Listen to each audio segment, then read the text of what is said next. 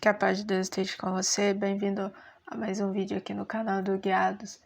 Espero que essa palavra possa alcançar o teu coração e que você seja cheio da esperança que há em Deus por meio da sua palavra. Bom, é o último livro, o último vídeo no final, na verdade, do livro de Jonas. Lembrando que tem vídeos aqui, áudios, no blog, também no Spotify e diversas plataformas você pode ouvir essa mensagem da mesma forma que aqui você pode ver o vídeo. Eu separei algumas palavras que a gente encontrou no livro de Jonas, também a gente encontra na Bíblia toda. Algumas são verbos, algumas são relacionadas a ações que eu e você deveríamos fazer, deveríamos ter, uma vez que somos cristãos e uma vez que estamos voltados para Deus. Se você ainda não entregou sua vida, você ainda pode fazer. Ainda há tempo. E ainda há tempo para se alinhar e caminhar com o Pai. Uma palavra que você vê no livro de Jonas é levantar. Levantar. Levante-se. Né? Jesus, ele fala para o paralítico, quando ele cura, o paralítico levanta e vai para sua casa. Né? É uma ação, você se levanta e vai, no sentido de que quando você se levanta, você sai da posição que você está e você vai adiante, né? Você sai do confortável e vai adiante daquilo que você pode ver. Então, Jesus usa essa palavra, tantas outras pessoas também usam, né? O fato de você se levantar, de se mover, sair da onde você está. E Deus usa essa palavra com Jonas, né? Ele diz para Jonas: Jonas, levanta-te, vai para Nínive, se levanta, vai em direção, caminhe até a cidade de Nínive. Então, é algo que nós temos que meditar e pensar quantas vezes nós precisamos nos levantar em oração, em jejum, em comunhão, seja em qualquer área, seja em qualquer sentido. Aí nós não o fazemos, né? Nós ficamos parados, confortáveis, esperando algo acontecer, esperando que a palavra do Senhor venha até nós, sabendo que ela já veio e já nos deu uma direção, já nos deu uma ação, né? Levanta-te e vai, né? Levanta e fala, levanta e por aí vai. Outra palavra que eu e você podemos observar é obedecer, obediência. Sempre que falamos de Deus, sempre que falamos da sua palavra, sempre vai trazer a obediência juntamente com ela. A palavra de Deus não é um livro qualquer que você vai ler e vai reler várias vezes, não. É um livro que você precisa ler, meditar, mas também colocar em prática. E a prática exige obediência. Eu e você somos carnais. Eu e você não temos condições alguma de obedecer a Deus, mas nós temos condição, por meio do Espírito, obedecê-lo, né? Porque por meio da nossa carne nós não vamos querer obedecer, mas por meio do Espírito nós obedecemos. Então a Bíblia fala sobre obediência. Então, ao meditar na palavra, você não está meditando apenas, mas você está sendo convidado a obedecer a Deus. Aquilo que você ouve, você também coloca em prática. A Bíblia é um dos poucos livros que tem no mundo em que você vai ler e você vai querer colocar em prática, algo muda em você. A Bíblia é o único livro que vai mudar o seu interior.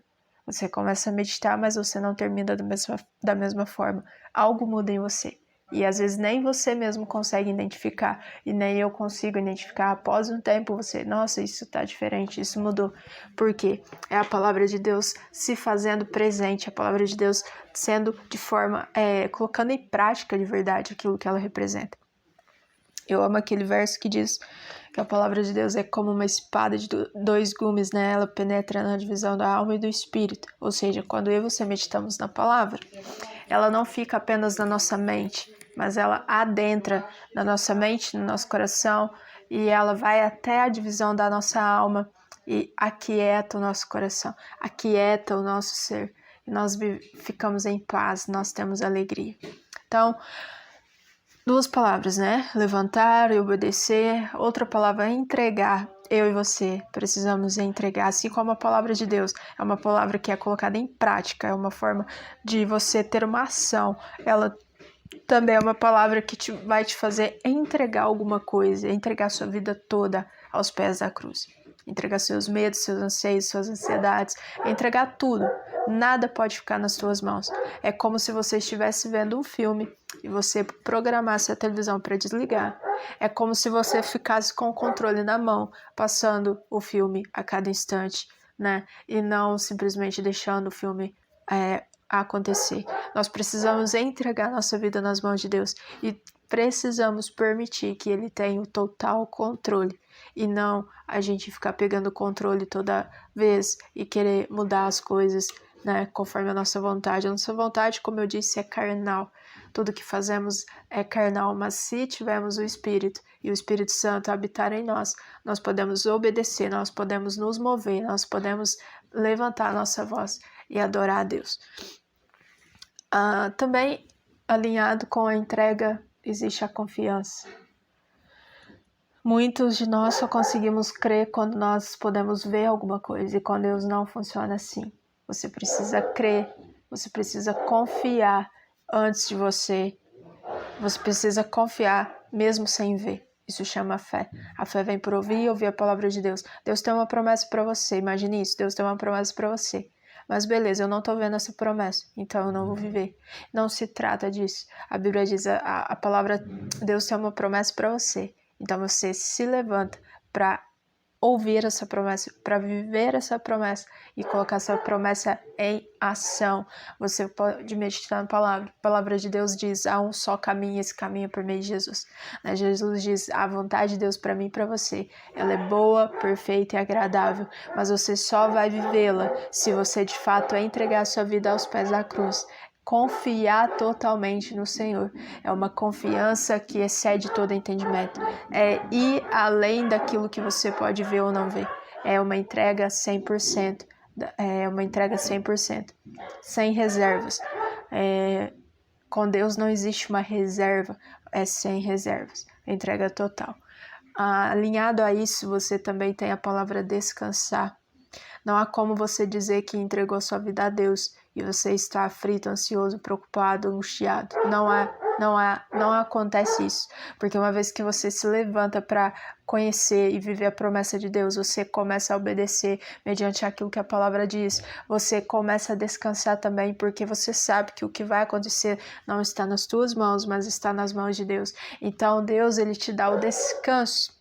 Ele te dá o refrigério. A Bíblia tem um texto que fala sobre o refrigério. Ele te dá o bálsamo, ele te dá a alegria, ele te dá a paz. Então, descansar em Deus significa que você confia nele e que você não se preocupa com o amanhã e nem com o agora, porque você entende que ele está cuidando de tudo. Da mesma forma que você entende que ele está cuidando, não significa que você fica parado, você está em movimento, e obedecendo, clamando, orando, jejuando, entregando a sua vida, confiando nele completamente. E ele nos convida para fazer, a Bíblia diz que nós somos chamados para fazer, para honrá-lo, para glorificá-lo. Então, seja aquilo que está em nossas mãos, ou no nosso coração, ou na nossa mente, tem que ser para honrar a Deus. A Bíblia nos chama para vivermos, de modo que Jesus seja visto nas nossas ações, no nosso coração. Em Tiago, nós vamos perceber muito isso, e a gente vai meditar em Tiago também, fala sobre as obras e a fé. Ele diz, prove que você tem obras, mas sem obras é impossível viver a fé. Ou você tem obras ou você tem fé. As duas caminham juntas, as duas andam de mão dadas. Então ele nos chama constantemente para estarmos fazendo algo, seja para nós, seja para o próximo, seja para a nossa família. O evangelho não é um evangelho apenas de fatos e verdades, não é um evangelho apenas de palavras, mas contudo é um evangelho de ação, de atos, tanto que alguns relatam que Atos dos Apóstolos significa que são ações que os apóstolos faziam naquela época, Então, se a gente for meditar em Atos, que a gente vai logo mais, a gente pode perceber que eles sempre oravam juntos, sempre clamavam juntos, eles sempre estavam fazendo alguma coisa, eles estavam em constante movimento, eles estavam em constante conexão. Compaixão. Nós falamos aqui muito sobre compaixão. E voltou ela aqui, né? Eu voltei essa palavra aqui porque é importante. O evangelho não é sobre mim, sobre você, o evangelho é sobre o próximo. E não há como falar do próximo sem falar de amor e compaixão. Né? Deus, ele é compassivo comigo e com você. Ele derrama a sua graça, sua misericórdia sobre nós, mesmo sem merecer. E quanto ao próximo também. Então, nossa vida não é superior ao outro. Tiago fala sobre isso, vamos meditar em Tiago. Fala sobre Deus não faz acepção de pessoas e nós também não devemos fazer. Então, a compaixão, ela tem que ser exercida. Nós recebemos, mas nós também temos que liberar compaixão sobre as outras pessoas em nome de Jesus. É o que Deus nos chama para realmente fazer. E vida, né? A Bíblia nos chama, né? A Bíblia diz, né? Jesus é o caminho, a verdade e a vida, né? Só por meio de Jesus eu e você podemos viver e viver de fato a verdade, viver de fato a palavra de Deus.